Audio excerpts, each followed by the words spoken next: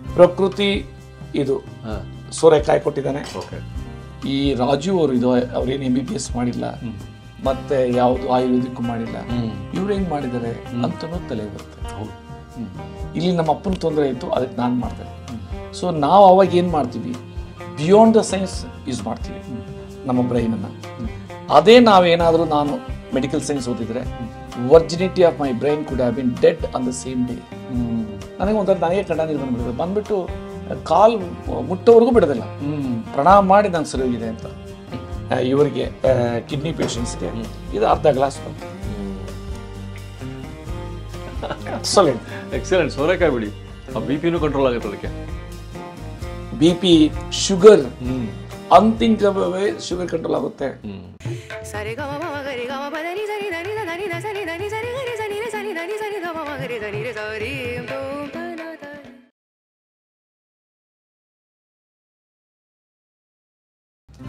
ನಮಸ್ಕಾರ ವೀಕ್ಷಕ ಬಂಧುಗಳಿಗೆ. ಸರ್ ನಮಸ್ಕಾರ. ಸರ್ ನಮಸ್ಕಾರ. ಇವತ್ತು ಸೋರೆಕಾಯಿ ಎಲ್ಲಿ ಬಾಳೆ ದಿಂಡು ಸಿಗಲ್ವೋ ಅಲ್ಲಿ ಇದನ್ನು ಯೂಸ್ ಮಾಡ್ಕೊಳ್ಬೋದು. ಕರೆಕ್ಟ್. ಆಮೇಲೆ ಎರಡನೇದು, ಇದನ್ನು ಕುಡಿದ್ರೆ ಹೆಂಗ್ ಶೈನಿಂಗ್ ಆಗ್ತಾರೆ ಅಂದ್ರೆ ಏಜೇ ಆಗಲ್ಲ ಅವರು. ಹೌದಾ? ಅಷ್ಟು ಸೂಪರ್ ಇದು. ಇವನ್ ರಾಮದೇವ್ ಮಹರ್ಷಿ ಅವರನ್ನು ಸುಮಾರು ಸರಿ ಪ್ರಚಾರ ಮಾಡಿದ್ರು ಇದು. ಸೊ ಈಗ ನಿಮ್ದ್ರಲ್ಲಿ ಈ ನಮ್ಮ ಇಡೀ ಮನೆಯಲ್ಲಿ ಇದ್ರಲ್ಲಿ ನಾನು ಇನ್ನೂ ಡಿಫೈನ್ ಮಾಡಾಕಿದ್ದೀನಿ. ಎಲ್ಲರಿಗೂ ಗೊತ್ತಿದೆ. ಹೌದು, ಇದೆಷ್ಟು ಮಹತ್ವ ಅಂತ ರಾಮದೇವ್ ಗುರುಜಿ ಹೇಳ್ತಾ ಇರ್ತಾರೆ ಯೋಗ ಮಾಡ್ತಾ ಮಾಡ್ತಾ. ಸೊ ಇವತ್ತು ಸೋರೆಕಾಯಿ ಜ್ಯೂಸ್ಗಿಂತ ಮುಂಚೆ ಸರ್ ಕಿಡ್ನಿ ಬಗ್ಗೆ ಹೇಳಿ ಸರ್. ಇವಾಗ ಈ ಕಿಡ್ನಿ ಯಾವ ಥರ ಬರುತ್ತೆ, ಈ ಒಂದು ರೋಗ ಯಾರ್ಯಾರಿಗೆ ಬರುತ್ತೆ?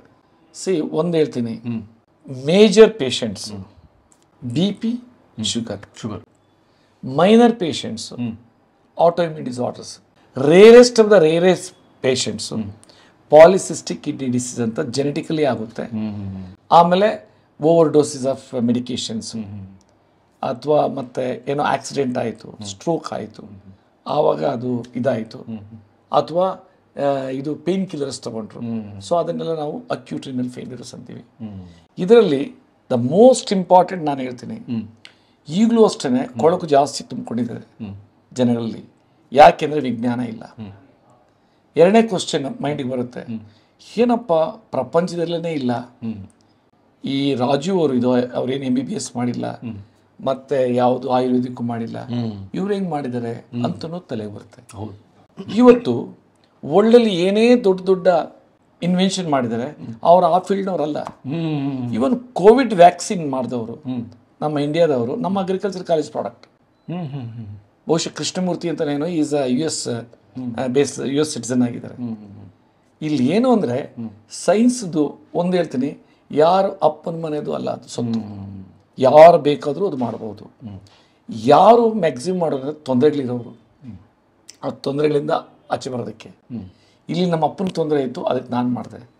ಸೊ ನಾವು ಅವಾಗ ಏನು ಮಾಡ್ತೀವಿ, ಬಿಯಾಂಡ್ ದ ಸೈನ್ಸ್ ಯೂಸ್ ಮಾಡ್ತೀವಿ ನಮ್ಮ ಬ್ರೈನನ್ನು. ಅದೇ ನಾವೇನಾದರೂ ನಾನು ಮೆಡಿಕಲ್ ಸೈನ್ಸ್ ಓದಿದ್ರೆ virginity of my brain could have been dead on the same day. But ಈಗ ಒಂದು ಹೈದ್ರಾಬಾದಲ್ಲಿ ಒಂದು ಲೆಕ್ಚರ್ ಕೊಡ್ತಾ ಇದ್ದೆ, both allopathic doctors, Ayurvedic doctors, Unani doctors. ಅದರಲ್ಲಿ ಒಬ್ಬ ಡಾಕ್ಟ್ರಿಗೆ ಕ್ವಶನ್ ಮಾಡಿದ್ರು, ನೀವು ಆಯುರ್ವೇದ ಅಂತ ಹೇಳ್ತೀರಿ, ಆಯುರ್ವೇದದಲ್ಲಿ ಅಸಾಧ್ಯ ರೋಗ ಟ್ರೀಟ್ ಮಾಡೋಕ್ಕೆ ಬರ್ದಿಲ್ಲ, ನೀವು ಹೆಂಗೆ ಮಾಡ್ತೀರಿ, ಇದು ಹೆಂಗೆ ಆಯುರ್ವೇದ ಆಗೋದು ನನ್ನ ಕ್ವಶನ್. ಎಲ್ಲರ ಕ್ವಶನ್ ಅದೇ ಮಾಡಿದ್ರು. ಅದಕ್ಕೆ ಇನ್ನೊಬ್ಬ ಡಾಕ್ಟ್ರು ಎದ್ರು, ಅವರು ಆಯುರ್ವೇದಿಕ ಎಲ್ಲಿ ಬರೆದಿದ್ದಾರೆ, ಚರ್ಕಾರ ಅವರು ರಿಸರ್ಚ್ ಮಾಡಬಾರ್ದು ಅಂತ ಇಲ್ಲಿ ಬರ್ತಿದ್ದಾರೆ. ಆಮೇಲೆ ಒಬ್ಬರು, I don't want to mention, ಒಬ್ಬರು ಆಯುಷ್ ಕಮಿಷನರ್ ಇದ್ರು ನಮ್ಮ ಕರ್ನಾಟಕ ಗೌರ್ಮೆಂಟಲ್ಲಿ. ಅವರು ಮೊದಲೇ ಹೇಳ್ಬಿಟ್ರು, ಸರ್ ನಾವು ನಮ್ಮ ಇಡೀ ಯಾವ ಹಾಸ್ಪಿಟ್ಲನ್ನ ಕಿಡ್ನಿ ಪೇಷಂಟ್ ನಾವು ಪೇಷಂಟ್ನೇ ತಗೊಳ್ಳಲ್ಲ ಟ್ರೀಟ್ಮೆಂಟ್ಗೆ. ಸೊ ಆ ಸ್ಟೇಟಸ್ ಇರೋದ್ರಿಂದ ಇದು it is something beyond the science. ಆಮೇಲೆ ಇವತ್ತೇನು ನಾನು ಟೆಸ್ಟಿಮನಿ ತೋರಿಸ್ತಾ ಇದ್ದೀನಿ, ಅದು 11 years ಓಲ್ಡ್ ಪೇಷಂಟ್, 2011 ಸಫರ್ ಪಟ್ಟಿರೋರು ಯಾವ ರೀತಿ ನನ್ನ ಟ್ರೀಟ್ಮೆಂಟ್ ತಗೊಂಡು 2 ತಿಂಗಳಕ್ಕೇನೆ ಆ 2.5 1.7 ಬಂತು. ಅದೊಂದು ಇಂಡಿಕೇಟರ್ ಕ್ರಿಯೇಟಿನಿನ್. ಆಮೇಲೆ EGFR rate 35 ಆಯಿತು. ಮೊದಲು ಅವರು EGFR rate ಯಾರೂ ಮಾಡಿಸಿರಲಿಲ್ಲ. ನಾನು ಯಾವಾಗಲೂ EGFR rate ಮಾಡಿಸ್ತೀನಿ, ಆಫ್ಟರ್ ಟ್ರೀಟ್ಮೆಂಟು ಮಾಡಿಸೇ ಇರ್ತಾರೆ. ಯಾಕೆಂದರೆ ಅವ್ರದ್ದು ಕಿಡ್ನಿದು ಗುಣ, ಅದರ ಯೋಗ್ಯತೆ, ಅದರದ್ದು ಎಷ್ಟು ಲೆವೆಲ್ ಇದೆ, ಗೊತ್ತಾಗಬೇಕು. ಆಮೇಲೆ ನಾವು ಟ್ರೀಟ್ಮೆಂಟ್ ತೊಗೊಂಡು ಹೆಂಗೆ ಆಗಬೇಕು, ಎವ್ರಿಥಿಂಗ್ ಎವಿಡೆನ್ಸ್ ಬೇಸ್ಡ್. ಅದಕ್ಕೆಲ್ಲಕ್ಕಿಂತ ಹೆಚ್ಚಾಗಿ ಅವರಿಗೆ ಶರೀರ ಯಾವ ರೀತಿ ನಿದ್ದೆ ಬರ್ತಾ ಇರಲಿಲ್ವಂತೆ, ಸುಸ್ತಂತೆ. ಈಸ್ ರಾಮನಗರದವನು ಎಲ್ಲೋ ಈಸ್ ಅ ಪ್ರಿನ್ಸಿಪಲ್ ಸ್ಕೂಲ್ದು, ಹೈಸ್ಕೂಲು ಇದು. ಮೇ ಬಿ ಇನ್ ಮಾರ್ಚಲ್ಲಿ ಬಂದಿರೋದು. ಮಾರ್ಚ್ ನಾನೇನು ಟೆಸ್ಟಿಮನಿ ಕೊಡ್ತೀನಿ ಎಲ್ಲ ಫ್ರೆಶ್ ಈ ಮಾರ್ಚ್ 2025.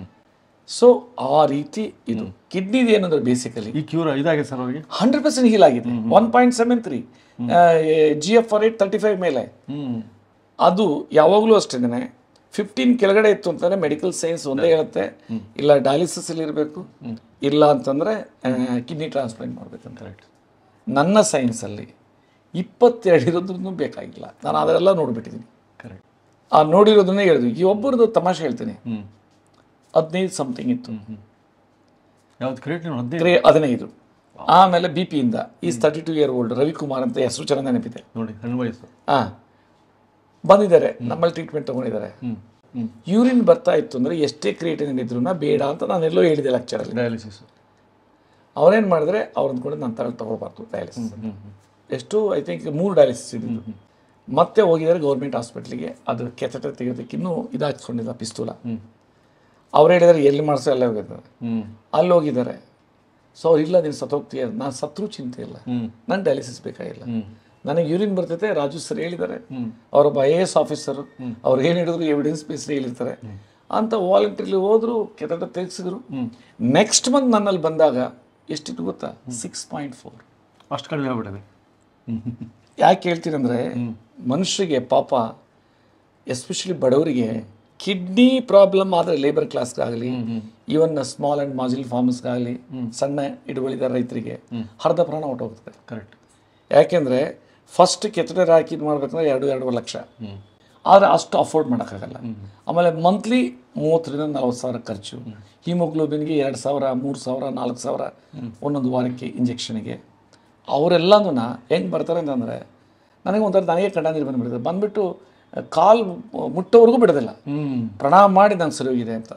ಅಂದರೆ ಆ ರೀತಿ ಇದು ವರ್ಕ್ ಆಗುತ್ತೆ. ಹೌದಾ?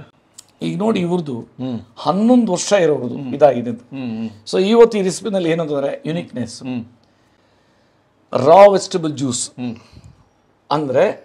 ಆಮೇಲೆ ಇವು ರಾ ವೆಜಿಟಬಲ್ಸ್ ಎಲ್ಲ ಪೊಟ್ಯಾಷಿಯಮ್ ಜಾಸ್ತಿ ಇರ್ತದೆ. ರಾ ವೆಜಿಟಬಲ್ ಲೀಚ್ ಮಾಡಬೇಕು. ಲೀಚ್ ಅಂದರೆ ಏನು? ರಾತ್ರಿ ನೀರಲ್ಲಿ ಇಡಬೇಕು, ಬೆಳಗ್ಗೆ ತೆಗಿಬೇಕು. ಸಿಪ್ಪೆ ತೆಗೆದಿರಬಾರ್ದು. ಈಗ ಸಿಪ್ಪೆ ತೆಗೆದಿಲ್ಲ, ಹಂಗೆ ಇರಬೇಕು. ಅದಾದಮೇಲೆ ಬಾಯ್ಲ್ಡ್ ವಾಟರ್ನಲ್ಲಿ ಇದು ಇಡಬೇಕು. ಫ್ಯೂ ಸೆಕೆಂಡ್ಸ್ ಎತ್ತಬೇಕು. ಬಟ್ಟೆ ಒರೆಸ್ಬಿಟ್ಟು ಆ ಹನಿ ಎಲ್ಲ ತೆಗೆದುಬಿಟ್ಟು ಮಾಯ್ಶ್ಚರ್ನ ಫ್ರಿಜ್ಜಲ್ಲಿ ಇಟ್ಕೊಬೇಕು. ಯಾವಾಗ ಬೇಕೋ ಆವಾಗ ಸಿಪ್ಪೆ ತೆಗಿಬೇಕು, ಮಾಡಬೇಕು. ಆದರೂ ಸಿಪ್ಪೆ ತೆಗೆದು ನಾನೀಗ ಜನರಲ್ಲಾಗಿ ತೋರಿಸ್ತೀನಿ. ಫಾರ್ ಏನು ಅಂತಂದರೆ, ಇದರಲ್ಲಿ ವೆಯ್ಟ್ ರಿಡಕ್ಷನ್ ಮಾಡೋರಿಗೆ, ಸ್ಕಿನ್ ಗ್ಲೋ ಆಗಬೇಕಂತಂದರೆ, ಹೆಂಗಾಗಿ ಯಾವಾಗಲೂ ಕಾಣಬೇಕಂದ್ರೆ, ಪ್ಲಸ್ ಕಿಡ್ನಿ ಪೇಷಂಟ್ಸ್ಗೆ ಅವರಿಗೆ ಬಾಳೆದಿನ ರಸ ಇಲ್ಲ ಅಂದರೆ ಇದನ್ನು ಆಟೋಮೆಟಿಕ್ಲಿ ಯೂಸ್ ಮಾಡಿ. ಇದನ್ನು ತೋರಿಸಿದ್ದಿಲ್ಲ. ಇದು ಇದುವರೆಗೂ ತಾನು ತೋರಿಸಿರಲಿಲ್ಲ. ಇದು ಆ ಕೆಪಿಲರೀಸ್ ಅಂಡ್ ಮೈಕ್ರೋ ಕೆಪಿಲರೀಸ್ ಲೆವೆಲಲ್ಲಿ ಬ್ಲಡ್ ಸರ್ಕ್ಯುಲೇಷನ್ ಸಿಸ್ಟಮ್ನ ಎನ್ಶೂರ್ ಮಾಡುತ್ತೆ ಅಂತ ನನ್ನ ಭಾವನೆ. Create an impact on your career with Impact Group of Institutions. Join now for engineering, polytechnic to post-graduation, BBA and MBA, architecture and PhD with IAS coaching. Shape your future with your friend, philosopher and guide, Dr. KP Mathulla, Impact Group of Institutions. ಶುರು ಮಾಡೋಣ sir ನಿಮ್ಮ recipe. Yes, alternative for banana stem juice. Number 1. Number 2, ಅವರು ಇದು ಏನು ಕೊನೆ ಉಸಿರಿರೋವರೆಗೂ ಸಹ ಮುಖ ಹಸ್ಮುಖವಾಗಿ, ಯಂಗಾಗಿ, ಆಮೇಲೆ ಒಂಥರ ರಕ್ತ ಚಿಮ್ಮಂಗಿರ್ಬೇಕು ಮುಖದಲ್ಲಿ. ಆ ರೀತಿ ಇರಬೇಕು ಅಂತಂದ್ರೆ ಇದು ತಗೊಳ್ಬೇಕು ಅಂತ ಹೇಳ್ತೀನಿ. ಅಷ್ಟು ಮೆಡಿಸಿನ್ ನೋಡಿ. ಪ್ರಕೃತಿ ಏನು ಕೊಟ್ಟಿದ್ದಾನೆ? ಪ್ರಕೃತಿ ಇದು ಸೋರೆಕಾಯಿ ಕೊಟ್ಟಿದ್ದಾನೆ. ಆಮೇಲೆ ಇದು ಜಿಂಜರ್, ಶುಂಠಿ ಎನಾರ್ಮಸ್ ಮೆಡಿಸಿನ್ ವ್ಯಾಲ್ಯೂ ಇದರಲ್ಲಿ. Black pepper enormous medicine value. ಆಮೇಲೆ ಇದು ಮಿಂಟು, ಪುದೀನಾ ಸೊಪ್ಪು ಎನಾರ್ಮಸ್ ಮೆಡಿಸಿನ್ ವ್ಯಾಲ್ಯೂ. ಸೊ ಇದು ಕೊತ್ತಂಬರಿ ಸೊಪ್ಪು ಎನಾರ್ಮಸ್. ಇದನ್ನೆಲ್ಲ ಲೀಚ್ ಮಾಡಿದೆ. ಲೀಚ್ ಮಾಡಿ ಎಲ್ಲ ಇಟ್ಟಿರೋದು. ಅಂದರೆ ಇದು ಓವರ್ನೈಟು. ಇದು ಓವರ್ನೈಟ್ ಲೀಚ್ ಮಾಡಬಾರ್ದು. ಇದು 1 hour 2 hour ಅಷ್ಟೇನೆ ಯಾವುದು ಸೊಪ್ಪುಗಳು. ಸೊ ಅಷ್ಟೇನೆ. ಆಮೇಲೆ ಲೆಮನ್ ಟೇಸ್ಟ್ಗೆ. ನಾನು ಅಡ್ರೆಸ್ ಮಾಡ್ತಾ ಇರೋದು ಕಿಡ್ನಿ ಪೇಷಂಟ್ಸ್ಗೆ. ಕಿಡ್ನಿ ಪೇಷಂಟ್ 1 ಗ್ರಾಮ್ ಅಷ್ಟೇ ಉಪ್ಪು ತಿನ್ಬೇಕು. ಇದರಲ್ಲೇ ಉಪ್ಪಿದೆ, ಎಷ್ಟೋ ಜನ ಗೊತ್ತಿಲ್ಲ. ಪ್ರಕೃತಿ ಏನು ಕೊಟ್ಟಿದ್ದಾನೆ ಇದರಲ್ಲೂ ಉಪ್ಪಿದೆ, ಇದರಲ್ಲೂ ಉಪ್ಪಿದೆ. ಅಂದರೆ ಸೋರೆಕಾಯಲ್ಲಿ, ಆಮೇಲೆ ಶುಂಠಿಯಲ್ಲಿ ಇದರೆಲ್ಲ ಉಪ್ಪಿದೆ. ಸೊ ಆಮೇಲೆ ಇನ್ ಅಡಿಷನ್ ಟು ದಟ್ ಏನು ನಾನು ಲೆಮನ್ ಯೂಸ್ ಮಾಡ್ತಾ ಇದ್ದೀನಿ, ನಿಂಬೆಹಣ್ಣು, ಅದರಲ್ಲೂ ಉಪ್ಪಿದೆ. ಸೊ ಈಗ ಫಸ್ಟ್ ನಾವೇನು ಹಾಕ್ಬೇಕಂದ್ರೆ, ಇದು ರಸ ಮಾಡ್ಬೇಕಂದ್ರೆ ಇವನ್ನ ಯೂಸ್ ಮಾಡಬೇಕು. ಪುದೀನ ಮತ್ತು ಕೊತ್ತಂಬರಿ ಸೊಪ್ಪನ್ನ ಫಸ್ಟ್ ಹಾಕಬೇಕು. ಆಮೇಲೆ ಇದು ಯಾವುದು ಶುಂಠಿನ ಹಾಕಬೇಕು. ಅದಾದ್ಮೇಲೆ ಇದು ಸೋರೆಕಾಯಿನ ಹಾಕಬೇಕು. ಈಗ ಫಸ್ಟ್ ಈಗ ನಮ್ಮ ಗ್ರೇಟ್ ಶೆಫ್ನ ಕರಿತೀನಿ, ವಿಜಯ್ ಅಂತ. ಬೇಸಿಕಲಿ ನಾನು ಕಮಿಷನರ್ ಆಗಿದ್ದೆ ಮುಂಗೇರಲ್ಲಿ. ಅಲ್ಲಿ 25 ವರ್ಷ ಅವ್ರ ಕಮಿಷನರ್ಗೆ ಕುಕ್ ಆಗಿದ್ದು. ಅಲ್ಲಿ ಗೌರ್ಮೆಂಟ್ ಕೆಲಸ ಬಿಡಿಸಿ ತಗೊಂಬಂದೆ. ಯಾಕಂದ್ರೆ ನನ್ನ ಔಷಧಿ ಮಾಡೋ ಹೊತ್ತಿನಲ್ಲಿ ಹೆಲ್ಪ್ ಮಾಡ್ತಾ ಇದ್ರು. ಏನೋ ಎಣ್ಣೆ ಇಲ್ದಂಗೆ ಹೆಂಗೆ ಅಡುಗೆ ಮಾಡಬೇಕು ಅಂತ ಈಸ್ ಎಕ್ಸ್ಪರ್ಟ್. ಅಂದ್ರೆ ನನ್ನ ಭಾವನೆ ಹೆಂಗಿದೆ ಅದೇ ರೀತಿನೇ.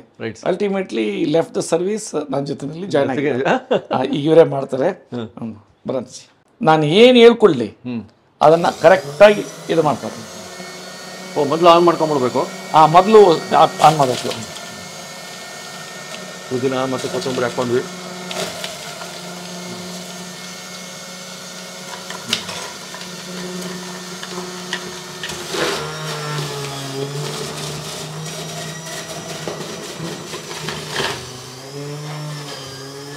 ಇದಕ್ಕೆ ಏನಂತಾರೆ ಸರ್ ಈ ಮಿಕ್ಸಿಗೆ, ಈ ಜ್ಯೂಸರ್ಗೆ? ಜ್ಯೂಸರ್ ಎಲ್ಲಿ ಸಿಗುತ್ತೆ ಇದು? ಇದು ಭಾರಿ ಇಂಪಾರ್ಟೆಂಟ್ ಕ್ವಶನ್.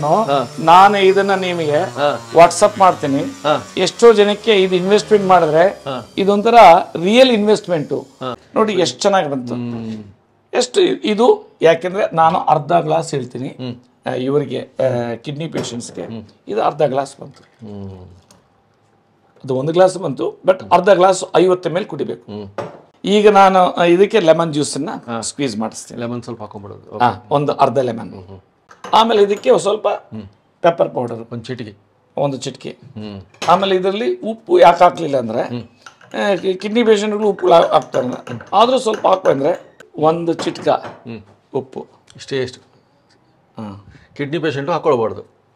1 ಗ್ರಾಮ್ ಏನು ಅವ್ರಿಗೆ ಇಟ್ಟಿದ್ದೀನಿ ಒಂದು ಊಟಕ್ಕೆ. ಅದರಲ್ಲಿ ಇದನ್ನು ತಗೊಳ್ಳೋ ಹೊತ್ತಿನಲ್ಲಿ ಬ್ರೇಕ್ಫಾಸ್ಟ್ ಎಲ್ಲ ಸಮಜಿಗೆ ತಗೊಳ್ಬೇಕು. ಸೊ ಅದೇ ಟೈಮ್ನಲ್ಲಿ 1 ಗ್ರಾಮಲ್ಲೇ ಒಂದು ಚಿಟ್ಕ ಹಾಕ್ಕೊಳ್ಬೋದು. ಈಗ ನಾನು ನಿಮ್ಮನ್ನು ಎಲ್ಲರೂ ಟೇಸ್ಟ್ ಮಾಡಿಸ್ಬೇಕು, ಅದಕ್ಕೆ ನಾನೇ ಎಲ್ಲ ಮಾಡಿದ್ದೆಲ್ಲ ನಾನು ನೋಡಿ.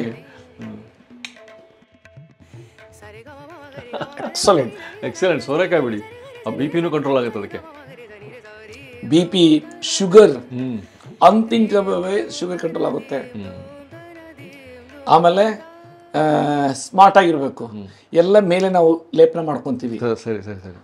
ಏನು ಕ್ರೀಮ್ಸ್ ಎಲ್ಲ, ಮೇಕಪ್. ಸೊ ಇದು ಇಂಟರ್ನಲ್ ಕ್ರೀಮ್ ಇದು. ಸೊ ಇಂಟರ್ನಲ್ ಕ್ಲೀನ್ ಮಾಡ್ತಂದ್ರೆ ಆಟೋಮೆಟಿಕ್ಲಿ ನೀವು ಮೇಲೆ ಏನು ಕ್ರೀಮ್ಸ್ ಹಾಕೋದೇನು ಬೇಕಾಗೇನೇ ಇಲ್ಲ.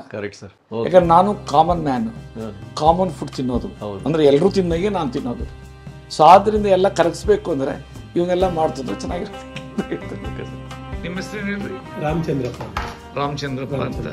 ಏಜ್ ಎಷ್ಟು ಸರ್? ಈಗ 56 ಕಂಪ್ಲೀಟ್ ಆಗುತ್ತೆ ಸರ್ ಇದು ಮೇಗೆ. ಯಾವ ಊರು ನಿಮ್ದು? ನಮ್ ಬೇಸಿಕಲಿ ನೇಟಿವ್ ಪಾವಗಡ ಸರ್. ನಾನು ಚನ್ನಪಟ್ಟಣದಲ್ಲಿ ಇದ್ದೀನಿ. ಏನ್ ಮಾಡ್ತಾ ಇದ್ರಿ? ಒಂದು ಸ್ಕೂಲ್ ಟೀಚರ್ ಆಗಿದ್ದೀನಿ ಸರ್, ಗೌರ್ಮೆಂಟ್ ಸ್ಕೂಲಲ್ಲಿ HR ಮಾಡ್ತಾ ಇದ್ದೀನಿ. ಓಕೆ. ನಿಮಗೆ ಕ್ರಾನಿಕ್ ಕಿಡ್ನಿ ಡಿಸೀಸ್ ಇತ್ತು? ಹೌದು ಸರ್. 1 ತಿಂಗಳಲ್ಲೇ ರಿಸಲ್ಟ್ ಬಂದಿದೆ? ಹೌದು ಸರ್.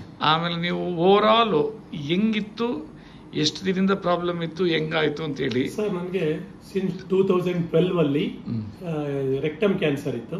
ಆ ರೆಕ್ಟಮ್ ಕ್ಯಾನ್ಸರ್ಗೆ ರೇಡಿಯೋಥೆರಪಿ ಕೊಟ್ರಲ್ಲ, ಆ ರೇಡಿಯೋಥೆರಪಿ ಸೈಡ್ ಎಫೆಕ್ಟ್ ಇಂದ 1 ಕಿಡ್ನಿ, ಲೆಫ್ಟ್ ಕಿಡ್ನಿ ಒಂಚೂರು ಎನ್ಲಾರ್ಜ್ ಇದೆ ಅಂತ ಬಂತು. ಆವಾಗ ನನಗೆ ಕ್ರಿಯಾಟಿನಿನ್ 2.1, 2.2 ಹೀಗೇನೆ ಇರೋದು.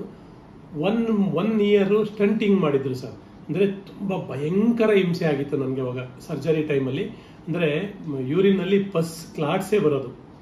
ಆವಾಗ ಸ್ಟಂಟ್ ಹಾಕಿದ್ರು 1 ವರ್ಷ. ಸ್ಟಂಟನ್ನು ರಿಮೂವ್ ಮಾಡಿದ ಮೇಲೂ ಸ್ಟಂಟ್ ಇರುವಾಗ್ಲೂ ಕ್ರಿಯಾಟಿನಿನ್ 2.1, 2.2ನೇ ಇತ್ತು.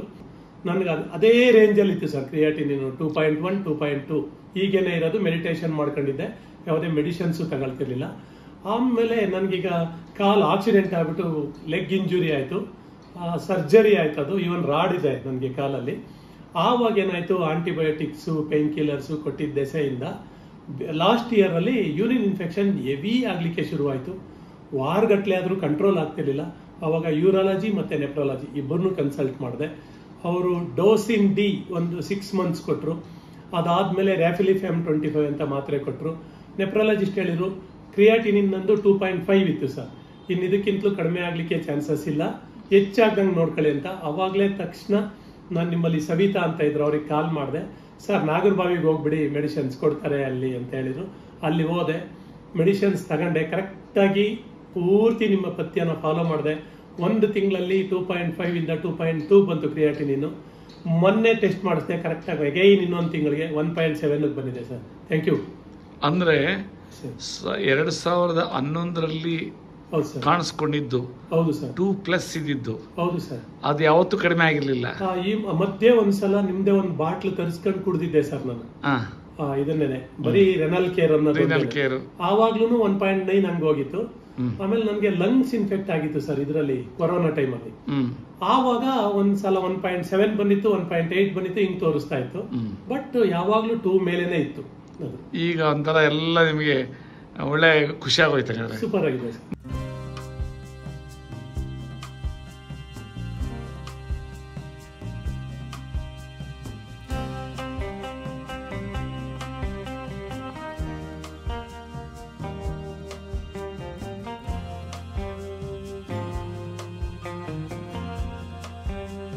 ಇನ್ನೂ ಅನೇಕ ಸ್ವಾದಿಷ್ಟ ರೆಸಿಪಿಗಳಿಗಾಗಿ ಸಬ್ಸ್ಕ್ರೈಬ್ ಮಾಡುವುದನ್ನು ಮರೆಯಬೇಡಿ.